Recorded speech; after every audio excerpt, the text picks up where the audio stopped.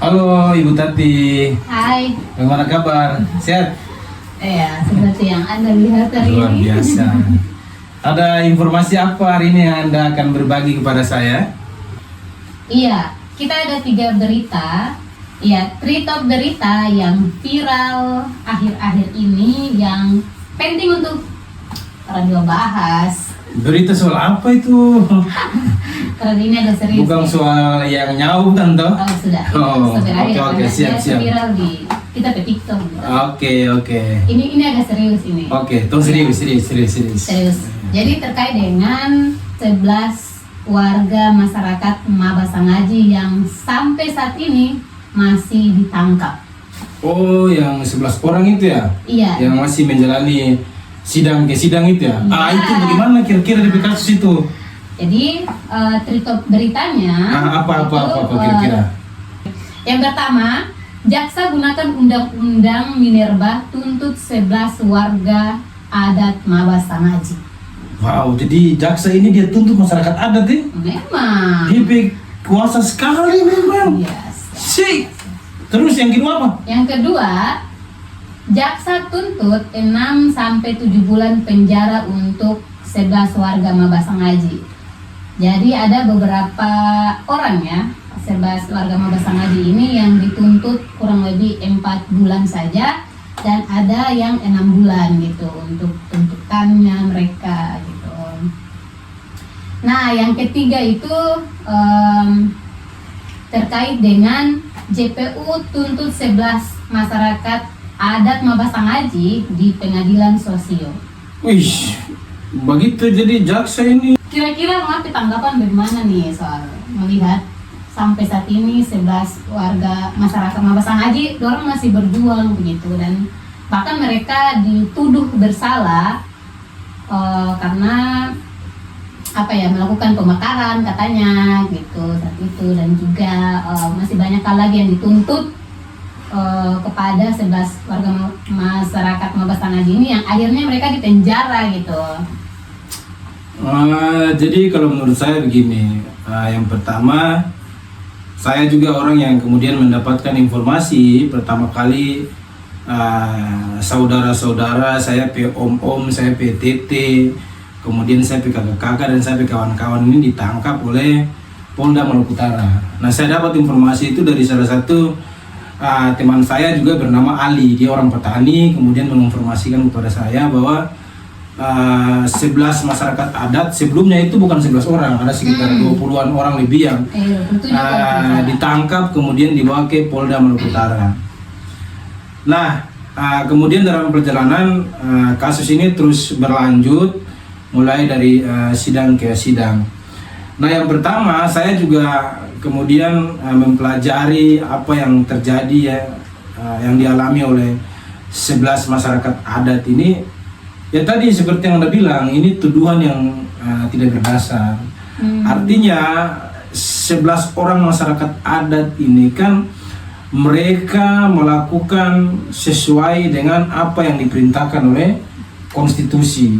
Artinya mereka berjuang itu sesuai dengan hak mereka yang dilindungi dalam konstitusi negara Republik Indonesia. Kenapa saya bilang begitu? Karena hak masyarakat adat itu dilindungi di dalam Undang-Undang Dasar 1945, walaupun saya bukan orang hukum, tapi bisa dikoreksi oleh teman-teman. Yang kedua, itu mereka dilindungi di dalam Undang-Undang Pokok Agraria tahun 1964. Jadi hak masyarakat adat itu dilindungi secara konstitusi. Nah, kemudian saya juga ini membawa buku, ini namanya UNROP. UNROP ini adalah deklarasi universal hak asasi terkait dengan petani yang dilakukan oleh PBB, ini tahun 2017. Nah, ada juga namanya UNRIP. UNRIP itu hak deklarasi hak asasi berkaitan dengan masyarakat adat. Nah, jadi dua hal ini antara UNRIP dan UNROP ini berkaitan dengan petani dan masyarakat adat. Ini PBB sudah memberikan perlindungan terhadap hak petani yang bekerja di pedesaan, tentu yang masyarakat adat juga dilindungi dalam deklarasi berkaitan dengan hak petani dan hak masyarakat adat. Jadi kalau siapa yang sebenarnya melakukan pelanggaran ya bukan 11 masyarakat adat itu, tapi yang melakukan pelanggaran adalah PT Position, yaitu Position atau apa setahu itu, kemudian polisi, kemudian pemerintah Provinsi Maluku Utara, dan tentu ya negara hari ini, karena mereka saling berkelindang kemudian melakukan kriminalisasi terhadap 11 masyarakat adat ini. Dengan melihat 11 warga masyarakat Mabasa Ngaji yang dituntut 6 bulan penjara dan sampai 7 bulan gitu, kenapa kasus mereka itu sejauh ini masih terus diperbincangkan gitu?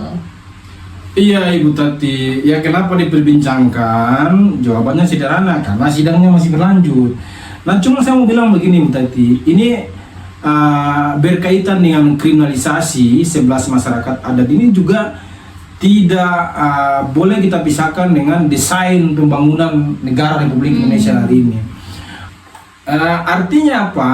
Bahwa kalau kita melihat desain model pembangunan negara Republik Indonesia hari ini, mulai dari pasca reformasi, kemudian sampai di masa Prabowo hari ini, itu tentu desain pembangunan yang hanya kemudian bertumpu pada segelintir orang, atau pembangunan itu hanya dinikmati oleh segelintir orang.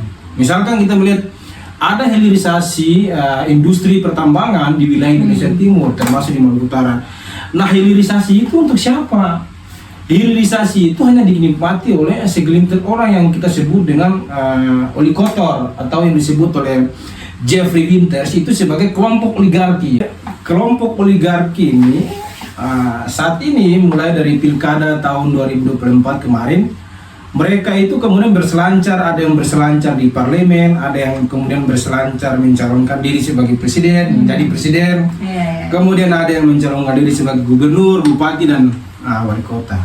Dan di Maluku Utara juga situasinya demikian, oligarki itu telah menguasai pemerintahan di Provinsi Maluku Utara, mulai di tingkat provinsi maupun tingkat kabupaten. Iya, jadi apakah menurut Nana 11 masyarakat adat Sangaji ini harus dibebaskan? Oh Ibu Tati, harus bebas Pak Jaksa, Pak Hakim. Jadi putusan tanggal 16 Oktober, kalau Pak Jaksa menuntut 6-7 bulan kemudian diikuti oleh Mahkamah Hakim Pengadilan Negeri Tidore, Suasio di Tidore, ya tentu saya mau bilang bahwa ya itu perlu dipertanyakan itu Pengadilan Negeri Tidore. Karena apa? Putusan Mahkamah Konstitusi itu sudah memutuskan bahwa setiap pejuang lingkungan itu tidak boleh ditindak pidana maupun perdata. Artinya mereka dilindungi secara hukum, begitu.